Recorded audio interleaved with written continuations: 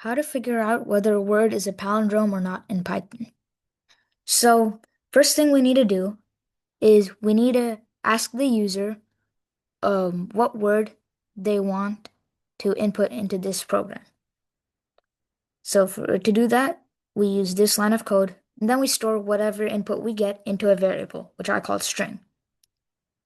Next, we use the if condition, and this line of code basically says that if the word is equal to the word flipped around, then print that the word is a palindrome.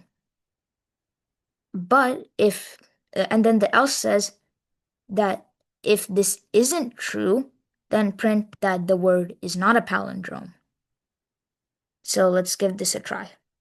So let's try a word that we all know is a palindrome.